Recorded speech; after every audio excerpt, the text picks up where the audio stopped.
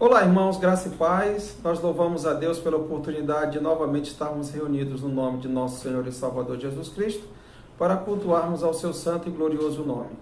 Muito obrigado já pela presença de cada irmão, de cada irmã. Iremos nesse momento louvar ao nosso Deus e glorificaremos o seu nome durante este culto.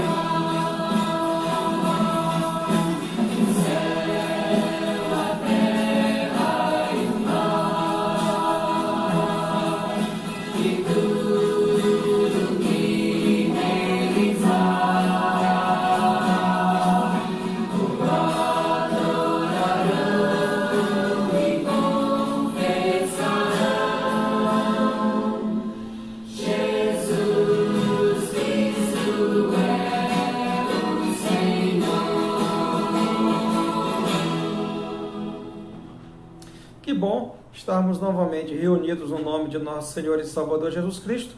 Eu agradeço a presença dos irmãos conosco para cultuarmos e adorarmos o nome do nosso Salvador e também para estudarmos a sua palavra, nós que começamos ontem a carta de Paulo aos Efésios. Foi um tempo de bênçãos, muito agradável, um tempo de estudo bíblico e eu fico feliz por nós continuarmos neste novo dia.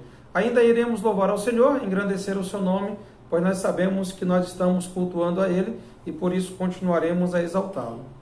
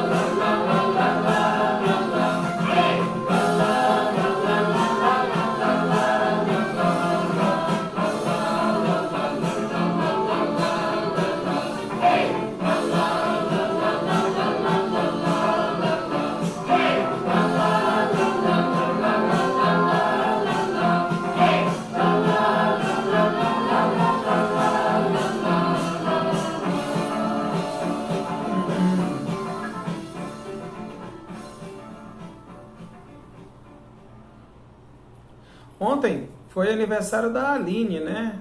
Da Aline, que é sobrinha do Júnior. Meus parabéns, Aline. Deus te abençoe. Você está sempre com a gente, acompanhando aí os cultos. Que Deus te abençoe ricamente.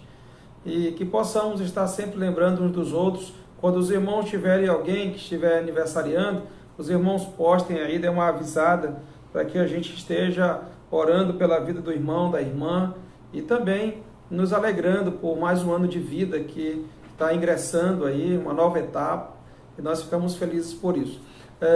Os irmãos continuem a orar sempre por esse problema que nós estamos vivendo. A razão de nós estarmos aqui é o coronavírus. Ele continua ainda muito forte no nosso país. Os irmãos continuem a orar uns pelos outros e tomar todos os cuidados que são necessários. Nós temos acompanhado a confusão política que tem acontecido lá em Brasília, os desentendimentos entre o nosso presidente e os demais governadores. Não tem sido uma luta fácil e nós muitas vezes ficamos aqui dependendo de uma e de outra decisão, e nós temos que continuar sempre focados, e quando estivermos com o tempo disponível e também estimulados a estudar a palavra de Deus, estejamos aqui sempre às 19 horas, quando iniciamos os trabalhos, podendo estar louvando o nome do nosso Deus, aprendendo da sua palavra, que é muito importante nesse momento, onde tem sido dito nos noticiários que o índice de pessoas que estão tendo problemas mentais, emocionais, tem sido muito grande. E muitas pessoas têm se abalado emocionalmente, espiritualmente, e isso tem sido muito ruim para muitas famílias, porque uma pessoa desequilibrada, ela afeta toda a família, né?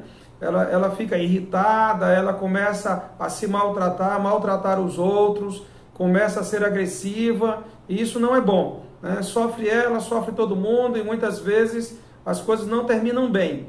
Então é muito importante nós estarmos nos alimentando da palavra de Deus, fortalecendo o nosso espírito, para que nós passemos esse tempo de pandemia e ao retornarmos a todas as atividades normalmente, estejamos ainda mais firmes do que quando antes nós estávamos antes da pandemia nós estávamos, né? Então está mais firme, mais fervoroso, mais assíduo nas coisas de Deus, mais envolvido nas coisas do Senhor. Diante da situação que nós passamos, é sempre bom tirarmos boas experiências e colocarmos aí no dia a dia da nossa vida, para a glória e louvor do nome do nosso Deus, uma vida bem melhor, uma vida bem mais transformada, mais aplumada no caminho e na direção do nosso Salvador. Vamos ainda ouvir mais um louvor ao nosso Deus, e depois estaremos orando ao nosso Salvador, e em seguida estudando a sua palavra.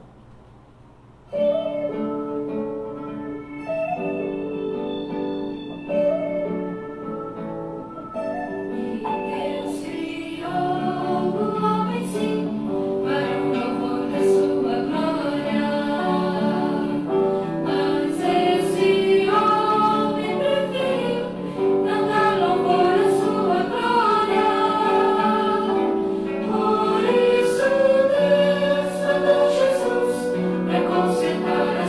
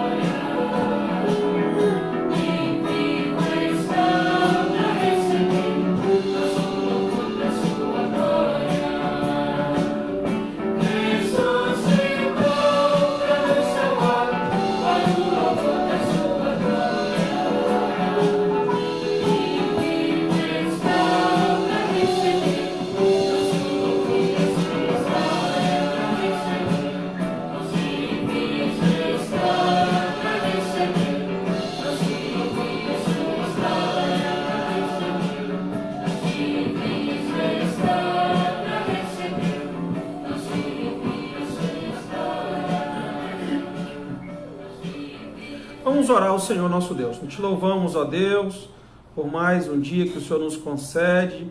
Muito obrigado pela oportunidade de cultuarmos ao Senhor.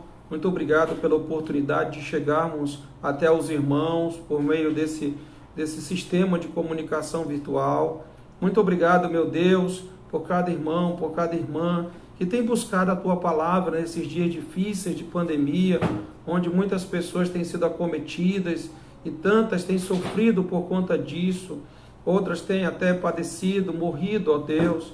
E nós sabemos que é um momento que nós precisamos nos aproximar do Senhor e buscar mesmo a Tua presença de todo o nosso coração, para que nós possamos passar por essa situação de pandemia. Sabemos que não tem sido difícil, ó Deus. Sabemos que tem sido difícil para muitos irmãos, muitas irmãs e até para muitos familiares nossos.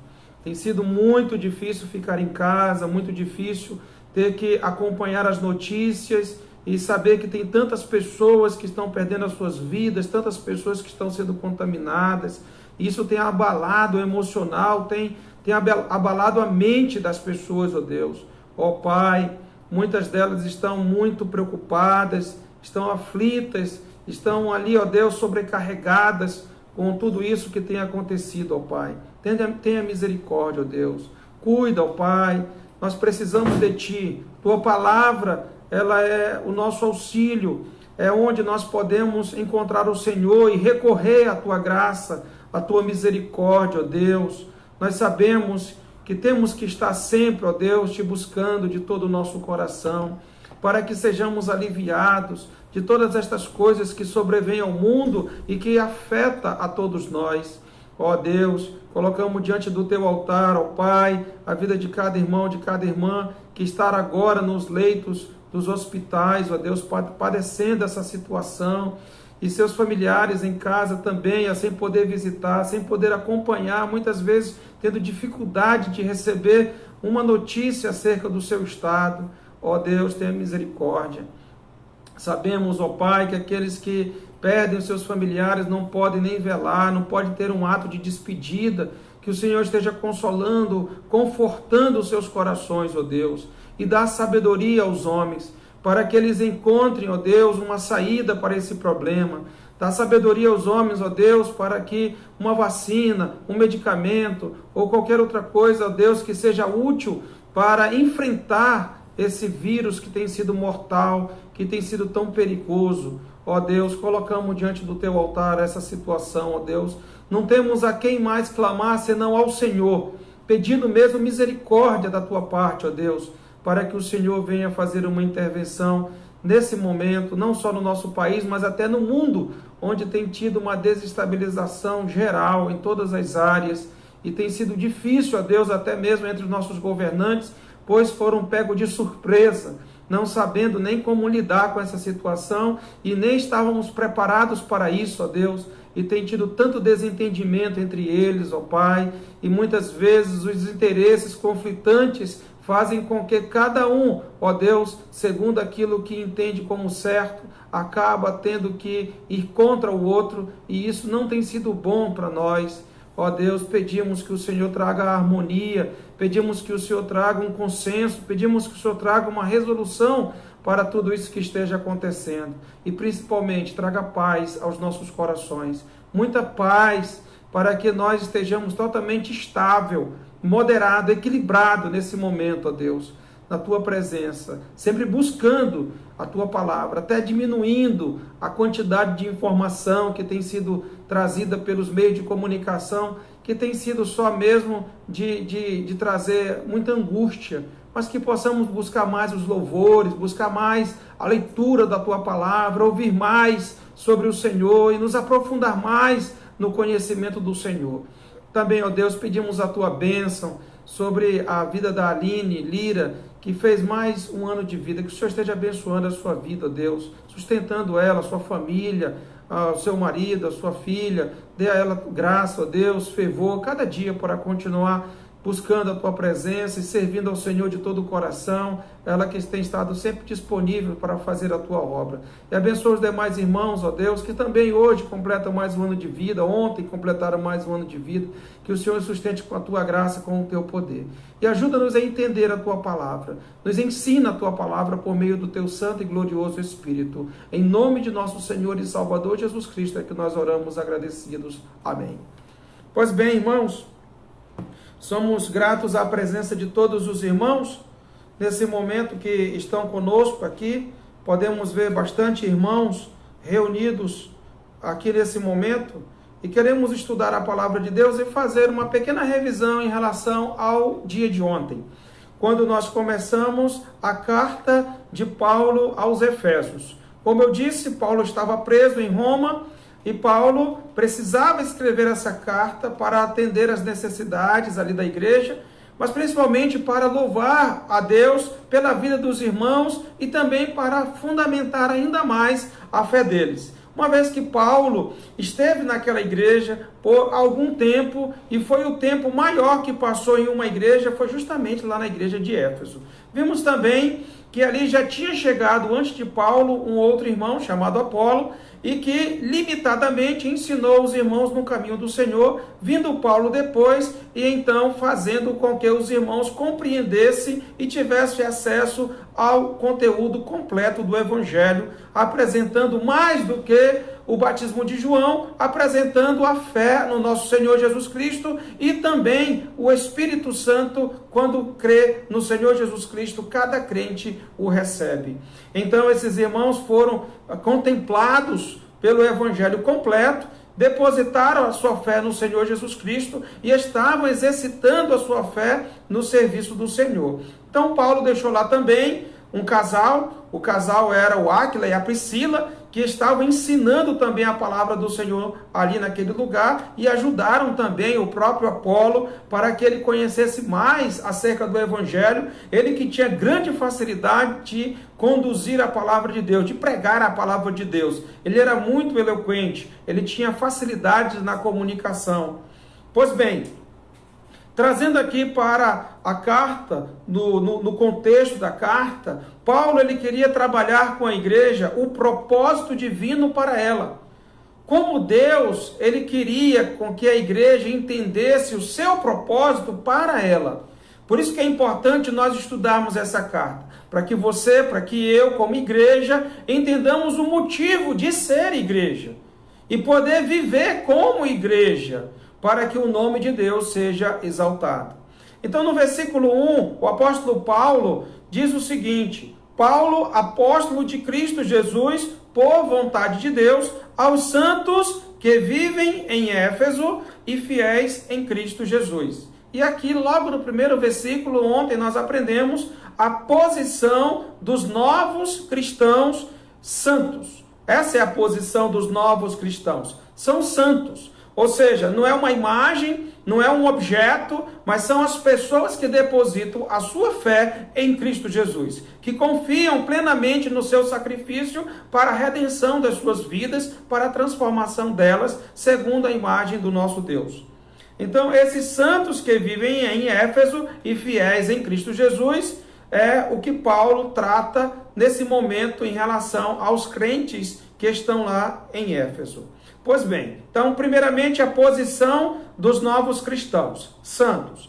Depois, no versículo 2, nós aprendemos sobre o produto da salvação, que é graça e paz.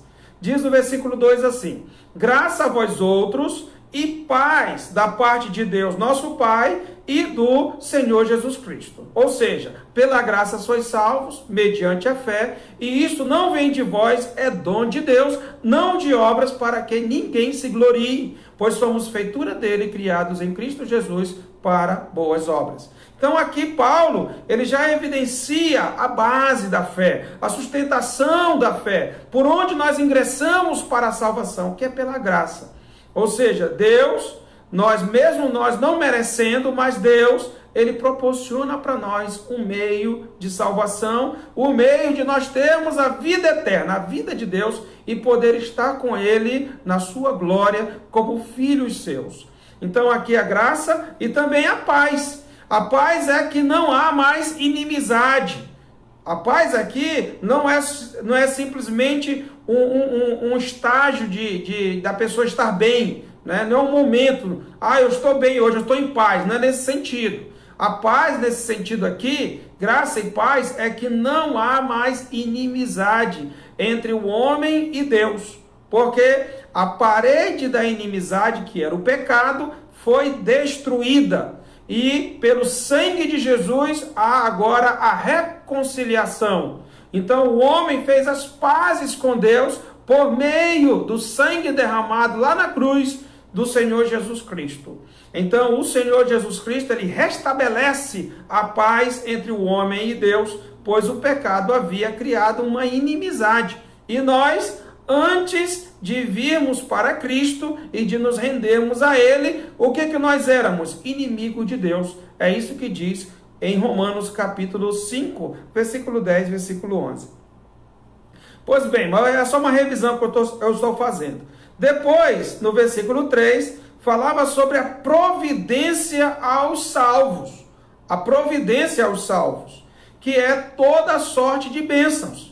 Então a igreja, como diz o versículo 3, bendito o Deus e Pai de nosso Senhor Jesus Cristo, que nos tem abençoado, nos tem abençoado com toda sorte de bênção espiritual nas regiões celestiais em Cristo.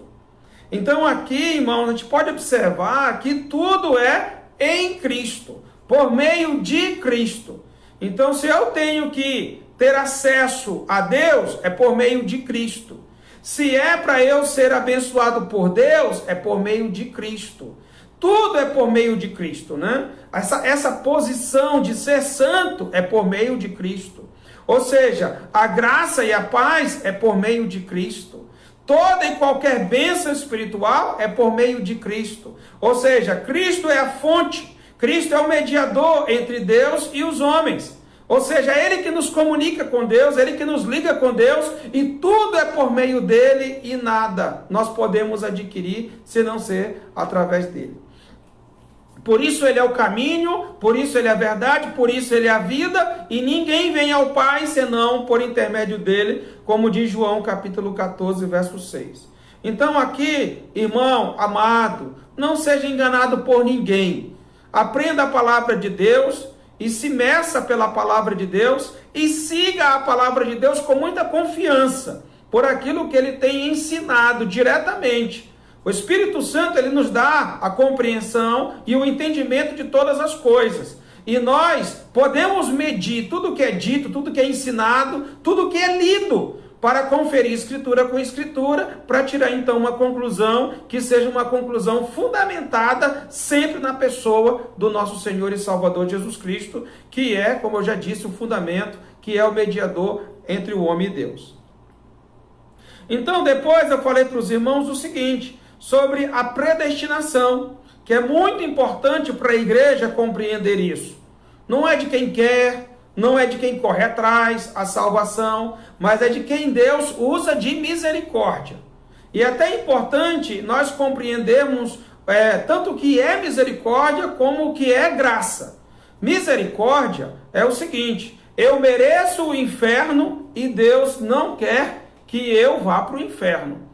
Então, isso é misericórdia. Ele está expressando para mim algo, né, de bondade nesse sentido. Eu mereço o inferno, mas Deus não quer me dar o inferno. Então, ele exerce a sua misericórdia para comigo, né? Então, em vez dele me julgar, me condenar e me lançar para o inferno, ele expressa, ele estende a sua misericórdia para comigo e ele não quer que eu vá para o lugar de condenação, o lugar do fogo eterno. Ao mesmo tempo que ele exprime para mim, expressa para mim, estende para mim a sua misericórdia, ao mesmo tempo ele também me concede a sua graça. O que é a sua graça? É justamente o contrário da misericórdia, não é? O contrário da misericórdia. Eu não mereço o céu e Deus quer me dar. Misericórdia eu mereço o inferno e Deus não quer me dar. Graça, eu não mereço o céu, a vida eterna, e Deus quer me dar. Então veja que a misericórdia nos conduz à graça. E é tão importante nós compreendermos isso, né? Para nós, então, entendermos a questão da predestinação, da eleição e da predestinação. Em Adão, quando Adão pecou, ele que foi o primeiro homem criado, né? Quando Adão pecou, tudo que nasceu de Adão é pecador, contaminado pelo pecado, uma natureza corrompida. Logo, todos nós somos pecadores. Como pecadores, todos estamos sujeitos à morte. E uma vez que somos pecadores sujeitos à morte, todos nós estamos condenados, sujeitos ao inferno. Aí, nós compreendemos que não há nenhum meio para nós, para mim. Eu não posso sair dessa situação, eu não posso fazer nada para reverter esse quadro, eu não tenho condições em nenhum momento de poder deixar de ser pecador para eu me tornar santo por algum meio que venha através de mim. Tanto é que o profeta Isaías, capítulo 66, 64, 6, né? É só para conferir aqui. Isaías 64 e 6, ele diz o seguinte, né? Isaías 64 e 6. Todos nós somos como o imundo, e todas as nossas justiças como o trapo da imundícia. Todos nós murchamos como a folha, e as nossas iniquidades, como o vento, nos arrebatam. Ou seja, em nós não há nada são.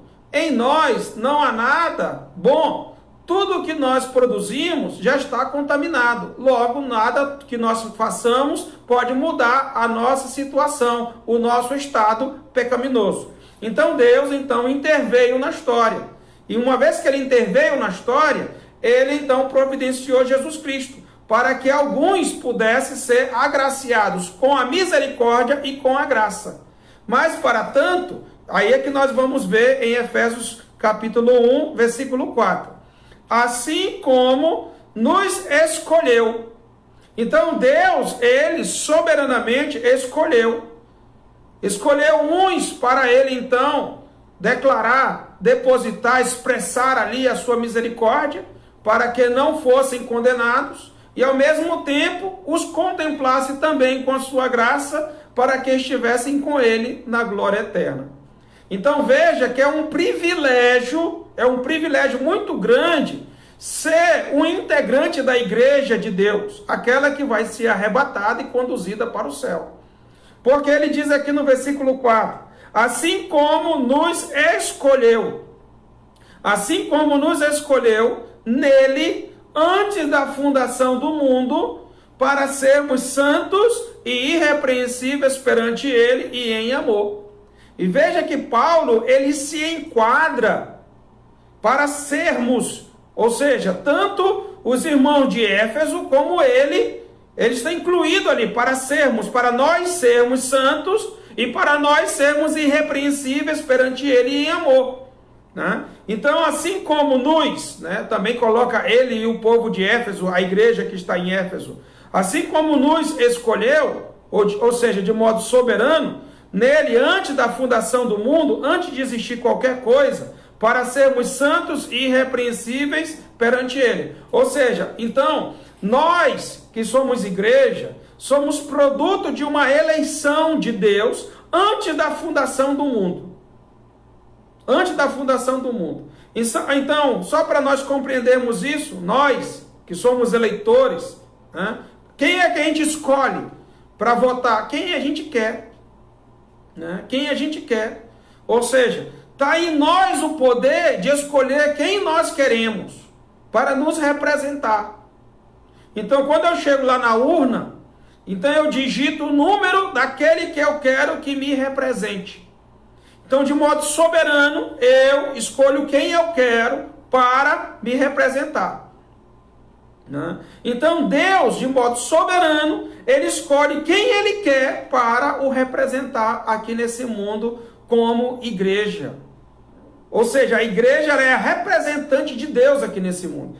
Então, por isso que é muito importante você compreender quem você é e o quanto você vale nesse mundo diante de Deus, para que as pessoas te vejam e entendam que através de ti elas têm que ver Deus, porque você representa Deus, eu represento Deus. Então, entrando ainda mais, né, no versículo seguinte, né, que ele fala aqui de eleição, mas no versículo seguinte ele fala de predestinação. Ou seja, no versículo 5, assim, e em amor nos predestinou para ele, para a adoção de filhos, por meio de Jesus Cristo, segundo o beneplácito de sua vontade. Ou seja, ele em amor nos predestinou.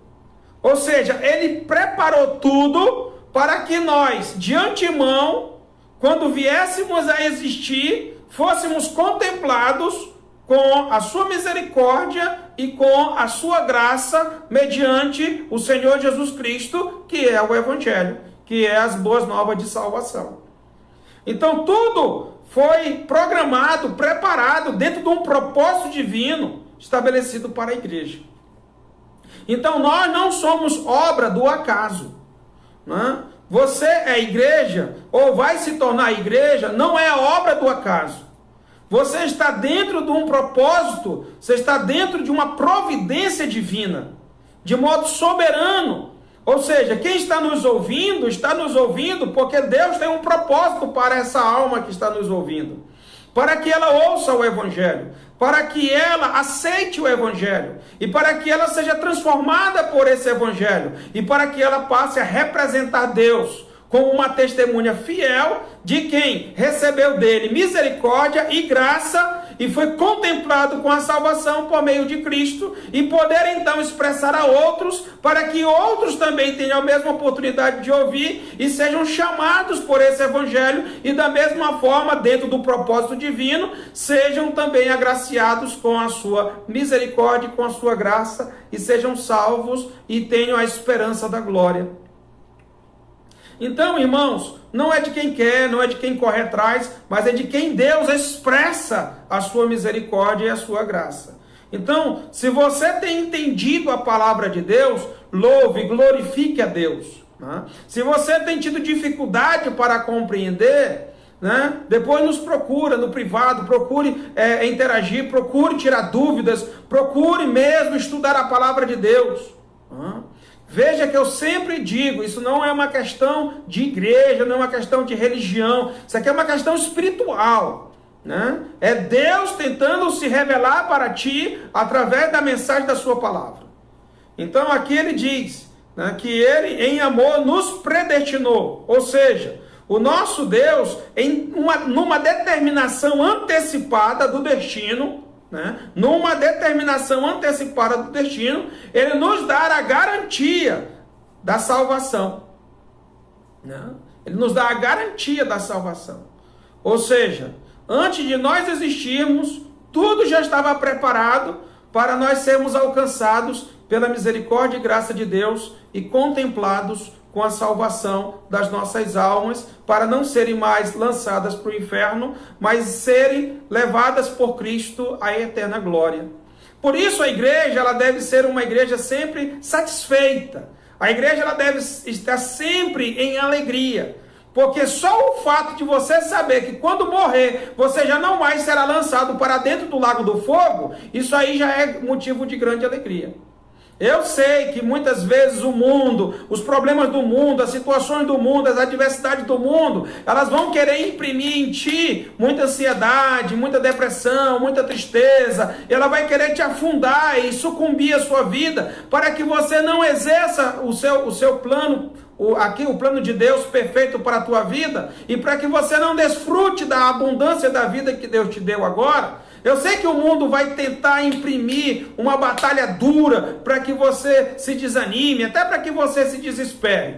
Mas quando nós recorremos à palavra de Deus, nós podemos vencer cada situação dessa e poder nos manter fiéis a Ele e poder então desfrutar da salvação que Deus tem nos dado hoje. Porque eu tenho certeza, meu amado irmão, que o melhor remédio para a alma, o melhor remédio para a mente, o melhor remédio para as nossas emoções é a palavra de Deus. Feliz é aquele que se alimenta da palavra de Deus.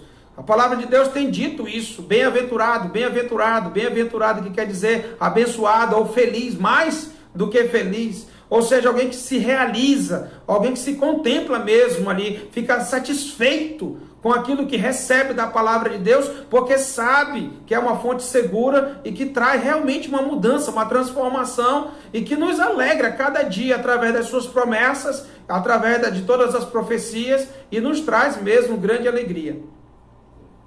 Então, aqui em relação à predestinação, né, eu gostaria de ler com os irmãos Romanos capítulo 8, versículo 29, né, que ele diz: e nos predestinou para ele, para a adoção de filhos, ou seja, ele nos constituiu família, por meio de Jesus Cristo.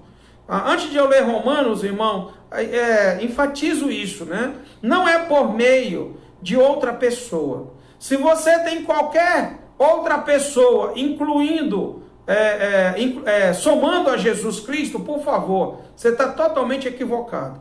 Se tem qualquer outra coisa que é adicionada a Jesus, infelizmente a sua fé está equivocada. Paulo deixa bem claro que tudo é por meio de Cristo. Nada associado a ele e nada que se tire dele. É tudo por meio dele, somente ele, porque foi ele quem morreu na cruz, foi ele quem deu a sua vida, quem derramou o seu sangue, foi ele quem experimentou a morte e foi ele quem venceu a morte e ressuscitou ao terceiro dia para poder então nos contemplar com a salvação. Então, Romanos capítulo 8, versículo 29, diz o seguinte, né? Confirmando até que foi segundo o beneplácito de sua vontade, né? Segundo a autoridade de sua vontade. Romanos 8, 29. Porquanto aos que de antemão, veja bem, aos que de antemão, antes da fundação do mundo, porquanto aos que de antemão conheceu, também os predestinou para serem conformes à imagem de seu Filho, a fim de que ele seja o primogênito entre muitos irmãos. Na eternidade, Jesus é o unigênito de Deus. Né? Na eternidade, ou seja, antes de nós sermos salvos, Jesus era o unigênito de Deus. Então, quando Deus enviou ao mundo, ele enviou o seu unigênito. Né?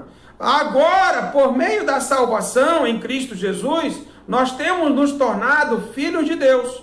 E agora, Jesus já não é mais o unigênito, mas agora ele se torna o primogênito. O primeiro dentre muitos.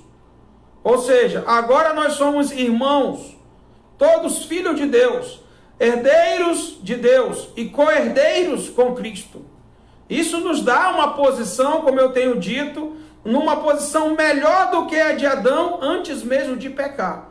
Porque Adão era apenas então uma criatura, embora perfeita, apenas uma criatura. Mas agora em Cristo nós somos filho de Deus. João capítulo 1, versículo 11 e versículo 12. Veio para o que era seu, mas os seus não o receberam, mas a todos quantos o receberam, deu-lhes o poder de serem feitos filhos de Deus, a saber, os que creem no seu nome. Então, meu amado irmão, minha amada irmã, filho de Deus é aquele que se torna por meio da fé em Cristo Jesus. Então isso é muito importante nós compreendermos. Nós não nascemos filhos de Deus. Nós não nascemos filhos de Deus. E também não é pelo batismo que nós nos tornamos filhos de Deus, mas é pela fé em Cristo Jesus. Quando nós ouvimos acerca dele e quando nós depositamos nossa fé nele e declaramos publicamente essa fé, então é quando nós selamos esse compromisso com ele e ele nos faz receber o seu Espírito e ali nós nascemos de novo, nos tornando filhos de Deus. Então, Romanos 8, 29. Porquanto aos que de antemão conheceu, também os predestinou para serem conformes à imagem de seu Filho, a fim de que ele seja o primogênito entre muitos irmãos. Verso 30. E aos que predestinou, a esses também chamou. E aos que chamou, a esses também justificou. E aos que justificou, a esses também glorificou. Então aqui nós temos todo um processo da salvação, que é um processo perfeito dentro do propósito divino, que alcança a mim e alcança a você, que já é igreja ou que ainda vai se tornar igreja, né? Sempre lembrando que a igreja é o conjunto de pessoas no mundo inteiro que crê no Senhor Jesus Cristo como Senhor e Salvador. E não a placa, não aquele lugar construído de tijolos. Então, dentro desse processo aqui da salvação, primeiro, predestinou. E aos que predestinou, ou seja, aqueles que por determinação antecipada, né, ele programou para que tivesse um destino, e nesse destino eles pudessem ser alcançados pelo Evangelho, entenderem o Evangelho e então depositarem a sua fé no Evangelho.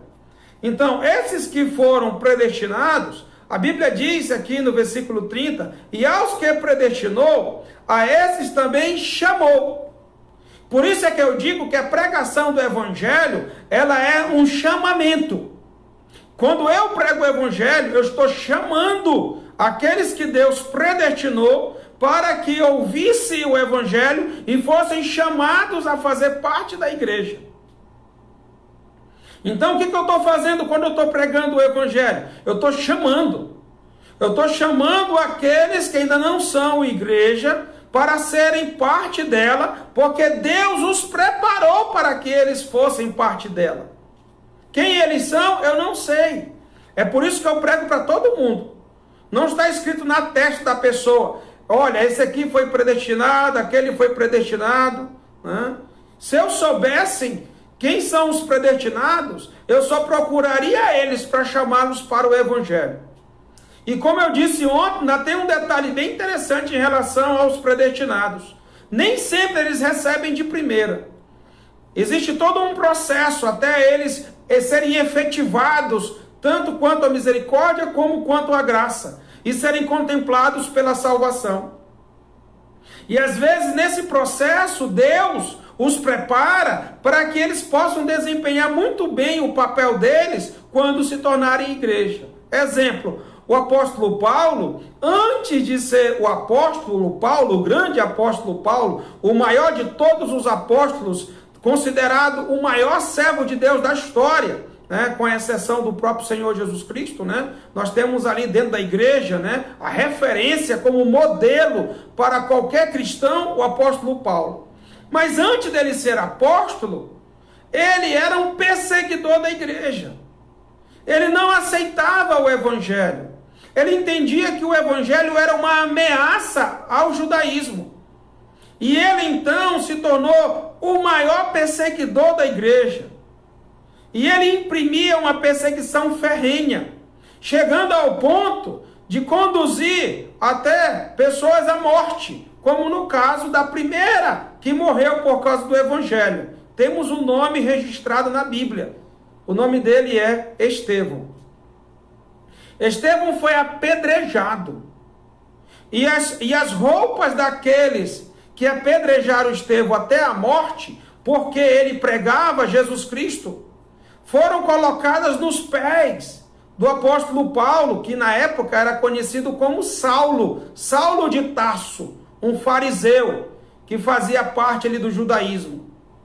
E esse Saulo, ele disse que ali naquele momento, ele estava consentindo com a morte de Estevão. Veja, ele não queria o evangelho, mas não quer dizer que ele não era um predestinado para ser alcançado, para ser chamado pelo evangelho. Então depois, né, quando ele ia perseguir a igreja lá em Damasco, o Senhor Jesus Cristo aparece para ele, no capítulo 9 de Atos, está esse registro, e o Senhor Jesus Cristo o conduz a uma pessoa chamada Ananias. O Ananias vai ao encontro de Saulo, e então esclarece para ele as verdades eternas, e ele então reconhece que é um pecador, se converte ali, é batizado, e passa então a ser o principal portador, pregador da palavra de Deus. Então Deus, ele tem os seus propósitos. Eu mesmo não aceitei a palavra de Deus de primeira, né? Muitas pessoas pregaram e eu tinha muito receio, né? muita desconfiança, sempre achava que as pessoas tinham algum interesse em relação à questão religiosa. Sempre a gente pensa em questão de placa, né? Quer me tirar dessa igreja para me colocar naquela igreja. A gente tem essas questões. Mas depois que a gente vai conhecendo a palavra de Deus, a gente entende um propósito divino. Ou seja, eu era tão somente um predestinado que fui chamado. E chamado para quê? Ele diz aqui. Versículo 30, acompanhe na sua Bíblia.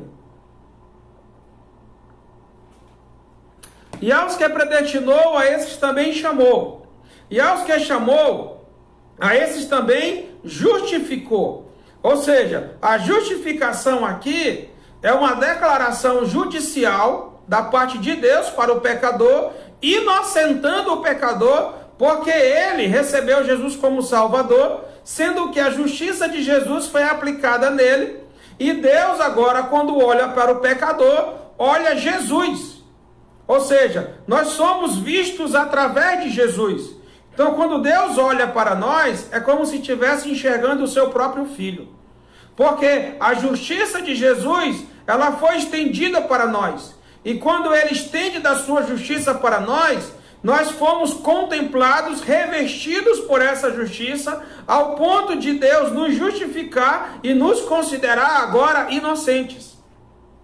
Não porque nós somos inocentes, não porque fizemos alguma coisa para ser inocentes, mas porque nós recorremos à justiça de Jesus, e ele então estendeu para nós da sua justiça, nos revestiu da sua justiça, e agora Deus nos vê através dela. Vou dar um exemplo para os irmãos. Imagine que essa Bíblia é Jesus Cristo. Imagine que este celular é você, é eu, né? Sou eu. Então agora você está me vendo, né? Você está me vendo aqui. Eu sou o celular, eu sou o celular. Então o que você vê? Você vê um pecador. Você vê um pecador. Então sem Jesus é o que Deus nos vê, pecadores. Mas quando nós recebemos Jesus como Salvador, então nós somos revestidos da sua justiça. Então Deus agora nos vê através de Cristo, através da justiça de Cristo. Ou seja, agora Deus, ele vê alguém justificado. E ele nos declara inocentes. E desse modo nós podemos estar com ele na glória. Se eu não for justificado por Cristo, o que Deus vê? Apenas um pecador. Apenas um pecador. Mas quando eu reconheço Jesus, agora Deus me vê através de Cristo. É por isso que eu sou salvo. Não, eu não sou salvo por causa de mim mesmo. Eu sou salvo por causa de Cristo. Porque Ele me reverte com a sua justiça. Você pode ver isso em Romanos capítulo 3. Isso aí ele nos explica muito bem lá. Né? E lá em Romanos capítulo 10 também diz que o fim da lei é Cristo para a justificação de todo aquele que tem fé, né, nele. Pois bem, irmãos, então é importante nós compreendermos esses passos. Aos que predestinou, a esses também chamou pelo Evangelho. E aos que chamou, a esses também justificou. Ou seja, revestiu com a sua justiça em Cristo, nos enxerga através de Cristo, e por isso temos a declaração dele como justos, né? Ou seja, como inocentes agora. E aos que justificou, a esses também glorificou, que é o último processo da salvação. É quando ele vai nos conduzir para a glória. Aqueles que já morreram em Cristo terão seus corpos glorificados. E aqueles que estão vivos em Cristo, no dia do arrebatamento, também serão glorificados. E seremos unidos a Cristo e seremos levados para a glória. Então esse corpo corruptível, ele se tornará um corpo incorruptível. Esse corpo mortal, ele se tornará no corpo imortal. E nós então poderemos ingressar na glória, porque com a justiça de Cristo nós podemos ser glorificados, transformados à imagem de Deus e poder estar com Ele para sempre, e viver com o Senhor para sempre, e reinar com Ele eternamente. Então, irmãos, é muito importante nós compreendermos que não há nesse processo o quê? Nenhuma parte nossa. Tão somente da parte de Deus. Tudo Ele providenciou. Por quê? Porque qualquer parte que fosse devida a nós já estragaria toda a salvação, já comprometeria toda a salvação. Por quê? Porque nós somos como o trapo da imundícia. O que é o trapo da imundícia? É aquela atadura envolta na ferida daquele que tinha lepra na época de Isaías, né? Na época de Isaías ele disse, olha, a imundícia, o trapo da imundícia é aquilo que reverte a ferida do leproso.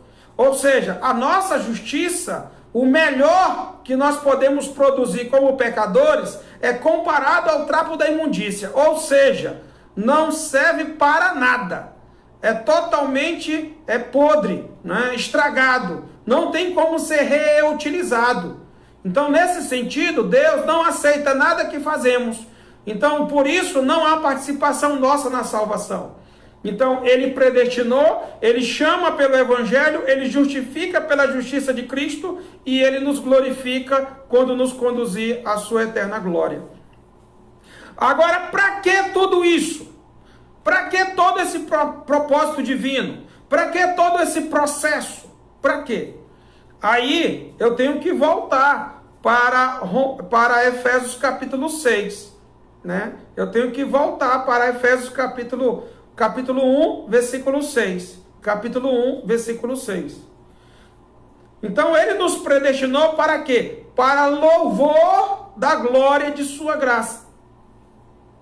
Então, para isso é que para isso que eu nos tornamos igreja. Para isso que nós nos tornamos representantes de Deus. Para isso que nós nos tornamos salvos, santos em Cristo Jesus. Para que nós sejamos a fim do louvor da glória de Deus. Então, qual é a finalidade do homem? É glorificar a Deus e regozijá-lo para sempre.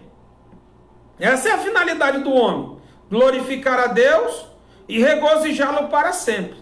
Então, com o advento do pecado, nós perdemos essa finalidade.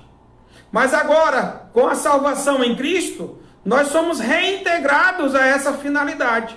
Então, nós somos salvos para sermos reintegrados à finalidade da qual nós fomos criados e que nós perdemos por causa do pecado, e agora nós somos salvos para que nós voltemos então àquilo para o que Deus nos criou e agora para o que nos salvou, para o louvor da sua glória, para o louvor da glória de sua graça, como ele diz aqui nesse versículo, e lá no versículo 11, versículo 12, lá no versículo 12 ele diz, a fim de sermos para louvor da sua glória.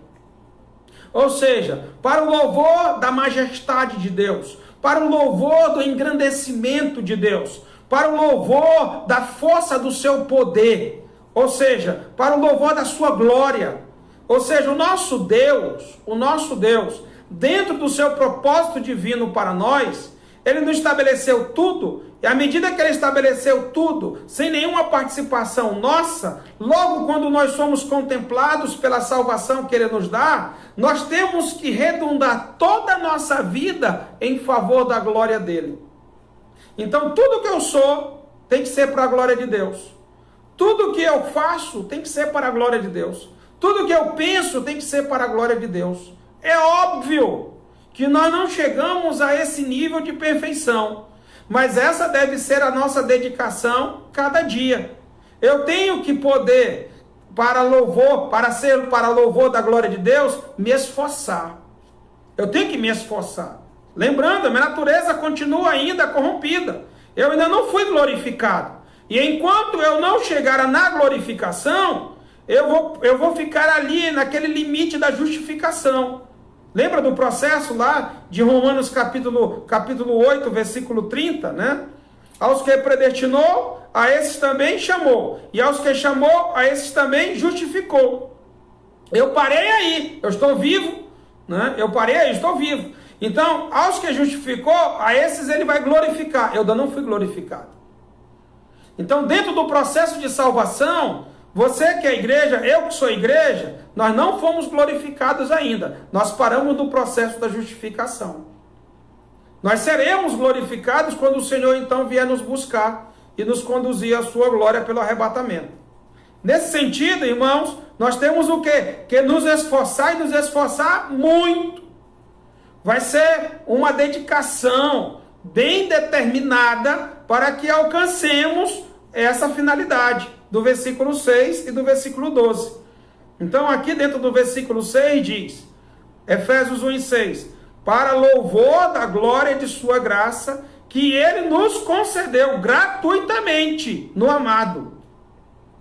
Gratuitamente no amado, ou seja, no amado é em Cristo Jesus, que ele chama Jesus de meu filho amado, né? Eis o meu filho amado em quem me comprazo, né? Deus fala isso em duas ocasiões, uma no batismo, né? Quando João batiza o Senhor Jesus Cristo, eis o meu filho amado, né? Em quem me comprazo, e depois lá no Monte da Transfiguração, lá em Mateus 17, que ele diz lá, eis meu filho amado em quem me comprazo, a ele ouvi. Né, quando ali tem uma conferência, Jesus, Elias, Moisés, Pedro, Tiago e João, então ali Deus se manifesta, quando Pedro fala, Deus, ele se manifesta e diz isso, meu filho amado. Então ele nos dá, ele nos concede a sua salvação, ele nos traz de volta a finalidade do louvor da glória da sua graça, gratuitamente no amado. É gratuitamente porque você não pode pagar a salvação. Eu não posso pagar a salvação. Então é bobagem você dizer que está fazendo a sua parte. Não existe isso. Ah, você já é salvo? Alguém pergunta. Aí você diz assim, eu estou fazendo a minha parte. Aí eu pergunto para você, qual é a sua parte? Jesus dividiu com você alguma parte dentro desse processo de salvação? Será que Jesus disse, ei, eu vou fazer a minha parte, tu faz a tua parte? Nós não encontramos isso na palavra de Deus. Não existe isso dentro do conteúdo bíblico. Não existe. Por que não existe? Porque se existisse alguma parte que nós teríamos que executar, então nós já estaríamos comprometidos à condenação. Tanto é que na cruz, quando o Senhor Jesus Cristo, ele está morrendo ali para pagar nossos pecados, ele deixa bem claro, numa única frase, está consumado. Então não precisa eu completar nada do que ele fez, porque o que ele fez foi perfeito. Hebreus capítulo 10 diz que com um único sacrifício, o Senhor Jesus Cristo, então, ele aniquilou o pecado, com um único sacrifício ele nos aperfeiçoa, com um único sacrifício ele nos santifica, com um único sacrifício. Um único. Tanto é que não tem como perder a salvação. Porque a salvação, ela não dependeu de mim, não foi através dos meus esforços. Ou seja, não tem como eu dizer que eu vou perder a salvação, porque a salvação, ela não vem de mim, ela vem de Deus. Ela vem de Deus. Quem me deu foi Deus. E ele disse que da mão dele ninguém tira. Então, quem nos deu a salvação foi Deus. Se eu perder a salvação, como diz Hebreus capítulo 10, Jesus teria que morrer de novo para eu poder ser salvo de novo. E isso é impossível. Tanto é que quando você se torna filho de Deus, você é filho de Deus para sempre. Nunca deixará de ser filho de Deus. Viverá para a glória e louvor do seu nome. Aí você pergunta, e aqueles que se dizem crentes e que vivem no pecado? Você mesmo disse, eles se dizem crentes. Eles se dizem salvos. Eles se dizem filho de Deus. Eles se dizem quem tem vida eterna. Eles se dizem. Eles se dizem. Mas a Bíblia diz que Deus conhece aqueles que lhe pertencem. E aqueles que lhe pertencem, eles se guardam incontaminados deste mundo. Ou seja, eles vivem em santificação. Então, aqueles que dizem que são e não vivem tal qual, ou seja, para louvor da glória de Deus, não vivem em santificação. Ou seja, estes estão se enganando e enganando a outros e indo para a condenação. Tanto é que o próprio Paulo fala na sua segunda carta a Timóteo, no capítulo 3, que ele diz assim, estão se enganando, né? Estão se enganando e enganando os outros. Estão se enganando e enganando os outros. Então é muito importante isso nós compreendermos, que não é quem diz que é, mas é aquele que vive tal como diz que é. Isso é importante. A sua palavra tem que confirmar com a sua conduta. Ou seja, aquilo que você afirma ser espiritualmente tem que corresponder com aquilo que você vive espiritualmente. Para que então cele a sua palavra pela conduta e então você de fato seja aquilo que a palavra de Deus diz que você é. Tanto é que o próprio Senhor Jesus, em Mateus 7, diz: vós conhecereis os meus discípulos pelos frutos. Pelos frutos vós conhecereis os meus discípulos. Então é muito importante nós adequarmos palavra com prática. Ou seja, com o que a pessoa diz, com o que a pessoa vive. Para que nós então encontremos um identificador ali, se realmente aquela pessoa ela é verdadeira ou não. Então, o salvo, ele vive para louvor da glória e da graça de Deus. Por isso que o salvo, ele sempre tem que estar se alimentando da palavra de Deus, para saber qual é a vontade de Deus, para glorificar a Deus. Né? Para glorificar a Deus. João capítulo 17, versículo 3, deixa eu confirmar aqui. João 17, 3, tem algo bem interessante, que você vai compreender a fórmula para glorificar a Deus. Né? Ele está falando aqui para louvor da glória de sua graça, né? Efésios 1 e 6. E lá em João capítulo 17, ele dá a fórmula para nós glorificarmos a Deus. O próprio Senhor Jesus Cristo, né? Ele diz assim, ó, versículo 1. Tendo Jesus falado estas coisas, tendo Jesus, então é o próprio Senhor, tendo Jesus falado estas coisas, levantou os olhos ao céu e disse: Pai, é chegada a hora, glorifica teu Filho, para que o Filho te glorifique a ti. Assim como lhe conferiste autoridade sobre toda a carne, a fim de que ele conceda a vida eterna a todos os que lhe deste, e a vida eterna é esta, que te conheçam a ti, o único Deus verdadeiro, e a Jesus Cristo, a quem enviaste. Então aqui a gente tem definição de vida eterna, né? O que é a vida eterna? É conhecer a Deus, o único Deus verdadeiro, e a Jesus Cristo, a quem Deus o enviou. Então no versículo 4, temos a forma de glorificar a Deus. E Jesus fala: eu te glorifiquei na terra, consumando a obra que me confiaste para fazer. Então, como é que a gente glorifica a Deus? É consumando o propósito dele aqui na terra. Aquele propósito que ele estabeleceu para mim. Então, eu tenho que descobrir qual é o propósito de Deus para mim. Então, eu já descobri. Talvez você já descobriu. Ou talvez não tenha descoberto. Eu demorei um pouco para descobrir. Mas eu tenho que entender que a fonte é a palavra de Deus. E eu tenho que estar disponível à sua igreja. Por isso que todo crente, toda igreja tem que congregar. Não tem como ser uma igreja sem congregar. Se você acha que pode ser igreja aí na sua casa, só assistindo pela televisão culto, e você é igreja, pode tirar o cavalo da chuva. Né? Você tem que ser membro de uma igreja local. Você tem que participar com a família de Deus. Né? Hebreus 10 diz que nós não devemos deixar de congregar como é costume de alguns. Né? Capítulo 10, versículo 25. Nós não podemos deixar de congregar como é costume de alguns. Hoje nós não estamos congregando por conta da pandemia. Que nós não queremos ser motivo de contaminação para ninguém e expor aqueles do grupo de risco ao vírus e depois perdermos esses irmãos. Nós temos responsabilidades e por isso nós não estamos congregando.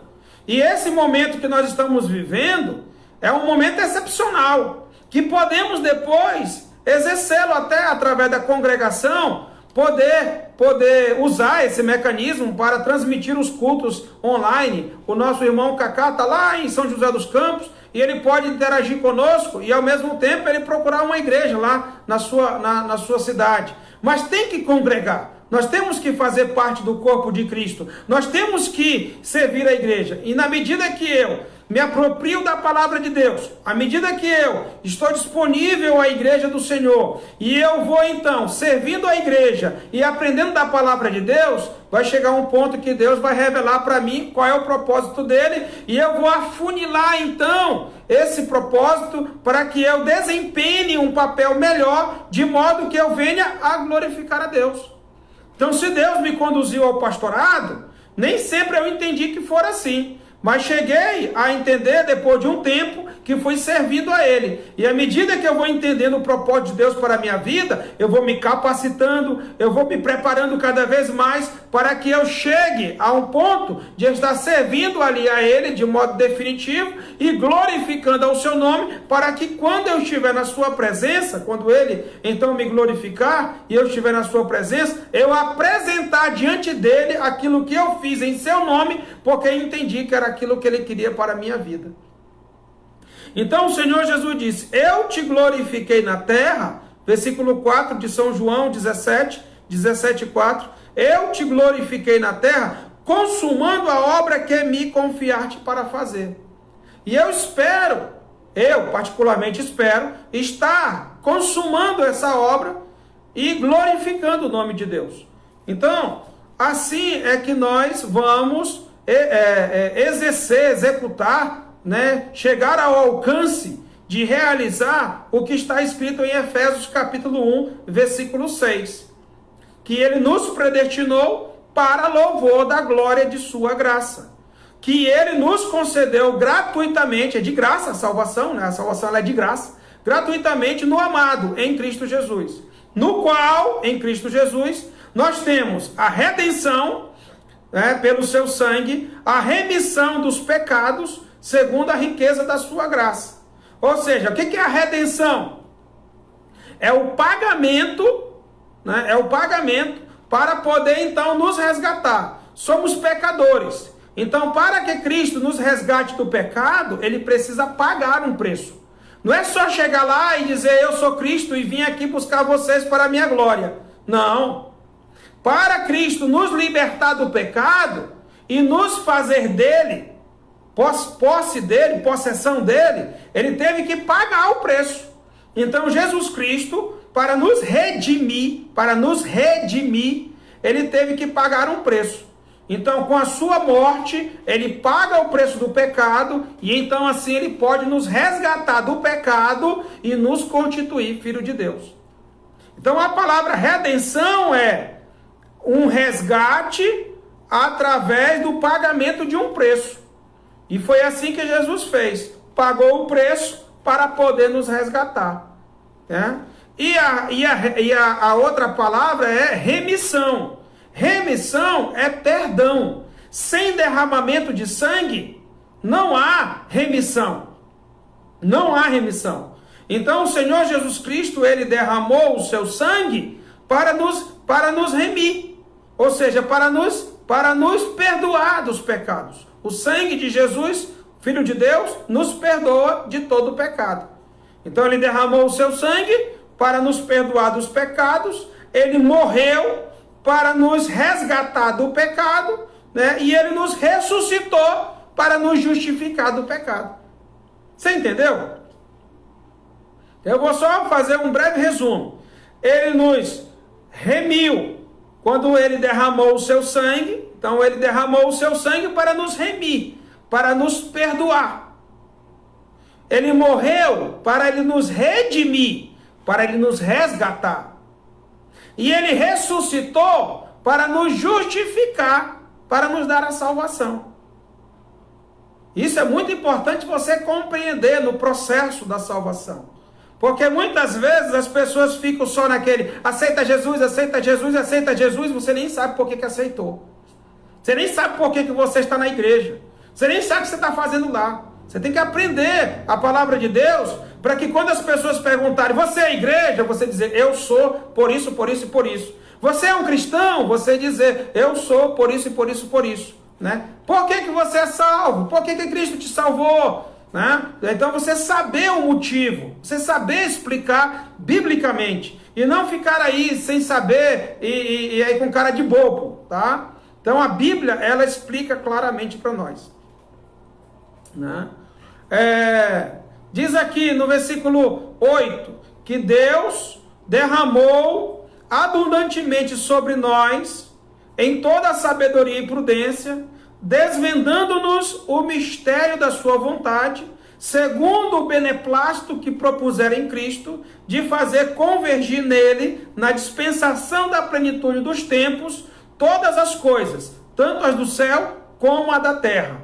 Nele, Cristo, digo, no qual fomos também feitos herança, predestinados segundo o propósito daquele que faz todas as coisas, conforme o conselho da sua vontade, a fim de sermos para louvor da sua glória, nós os que de antemão esperamos em Cristo. Quanto a esse mistério da vontade de Deus, nós estudaremos amanhã, tá? Eu vou ficar aqui no versículo 7, 6 e 7, né? Que ele nos predestinou para o louvor da glória de sua graça, que ele nos concedeu gratuitamente no amado, no qual Cristo temos a redenção pelo seu sangue, a remissão dos pecados, segundo a riqueza da sua graça. Então eu vou parar aqui, para que nós não tenhamos muitas informações e que compreendamos bem esse processo que Deus estabeleceu como propósito para nos alcançar e promover a nós a filiação e fazermos parte da sua família e estarmos aqui glorificando o seu nome quando estivermos fazendo aquilo que ele estabeleceu para as nossas vidas, e nós, todas as vezes que cumprimos com o seu propósito, nós estamos ali executando, fazendo a finalidade de todo cristão, que é glorificar a Deus. Então, meu amado irmão, minha amada irmã, igreja não é uma associação, igreja não é uma agremiação, igreja é o corpo de Cristo, tá? Vamos aprender isso. Porque tem muita gente que vai para a igreja, ele pensa que lá é um lugar social, né? Ele pensa que lá é como uma praça, que as pessoas vão se encontrar, vão se ver e tudo ali, né? Em muitos lugares, a igreja está vivendo até como shopping, né? Vai lá, ouve uma palestra e depois tem ali um momento de coffee break, alguma coisa assim. Não é nada disso, meu irmão. Igreja é coisa séria. Igreja é um comprometimento, é um compromisso com Cristo, para viver para a honra, glória e louvor do nome dele. Espero que você esteja vivendo assim. Amanhã continuaremos para entender mais acerca desse mistério e dos motivos pelos quais Deus nos concedeu a salvação, de modo que nós vivamos para a glória e louvor do seu nome. Oremos ao Senhor. Te louvamos, ó Deus, pelo privilégio que nós temos de estudar a Tua Palavra. Nós sabemos, ó Deus, que ela é simples, mas também ela é complexa, e nós precisamos estar estudando gradativamente, com todo o cuidado, para que aprendamos as verdades eternas e vivamos para a honra, glória e louvor do nome do Senhor. Obrigado por ter nos incluído no Teu propósito, no Teu plano divino, de modo que nós pudéssemos viver dessa forma, que nós fomos até criados para louvor da sua glória, mas por causa do pecado nós nos desviamos e agora fomos resgatados pela salvação em Cristo para vivermos assim, dentro dessa finalidade. E muito obrigado, ó Deus, porque compreendemos essas verdades e podemos exercê-las na sua plenitude, porque nós temos o Teu Espírito em nós e nós podemos nos regozijar nele, sabendo que nele nós podemos então chegar a esse nível de poder exaltar e glorificar o Teu nome. Muito obrigado, ó Deus. Abençoa cada um dos irmãos, que cada um tenha compreendido a Tua palavra, e peço isso em nome de nosso Senhor e Salvador Jesus Cristo. Nos dá uma noite de paz, uma noite de descanso, para que venhamos, ó Deus, a nos preparar para esse novo dia. Assim eu te peço e te agradeço, no nome de Jesus. Amém. Muito bem, irmãos, amanhã continuaremos falando sobre esse versículo 8 e 9, especialmente o 9, aí, desvendando-nos o mistério da sua vontade, segundo o beneplácito que propuseram em Cristo. Então, vamos ouvir um louvor de adoração ao nome do nosso Deus, o Dia da Vitória. É um hino antigo, esses hinos de hoje foram um hino bem antigo, para nós rememorarmos aí e glorificarmos o nome do nosso Deus.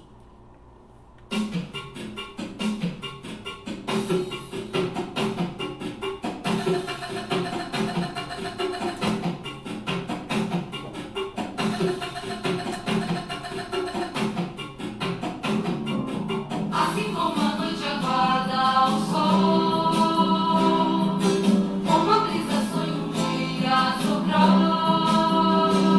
como a terra seca espera a chuva, como o rio anseia pelo mar, eu desejo tanto ver o dia chegar, o dia da vitória em que virá meu Salvador, de Jesus Cristo, o Senhor, criar as nuvens para me levar. Na verdade, tudo que sempre sonhei, tristezas eu não mais terei, e toda lágrima do meu olhar, Ele enxugará. Braços levantados livres do mal, igualdade e justiça haverá. Já não mais terá morte ou guerra, novo céu e uma nova terra. Eu desejo tanto ver o dia chegar, o dia da vitória em que virá meu Salvador, de Jesus Cristo, o Senhor, criar as nuvens para me levar, e tornar a verdade tudo o que sempre sonhei, tristezas eu não mais terei, e toda lágrima do meu olhar, Ele enxugará. Braços levantados livres do mal, igualdade e justiça haverá. Já não mais terá morte ou guerra, novo céu e uma nova terra. Eu desejo tanto ver o dia chegar, o dia da vitória, o dia de vitória, de Jesus Cristo, o Senhor, tira das nuvens para me levar, se tornar a verdade tudo o que sempre sonhei, tristezas eu não mais terei, e toda lágrima do meu olhar, Ele enxugará. O dia da vitória em que virá meu Salvador, de Jesus Cristo, o Senhor, criar as nuvens para me levar, e tornar a verdade tudo o que sempre sonhei, tristezas eu não mais terei, e toda lágrima do meu olhar, Ele enxugará.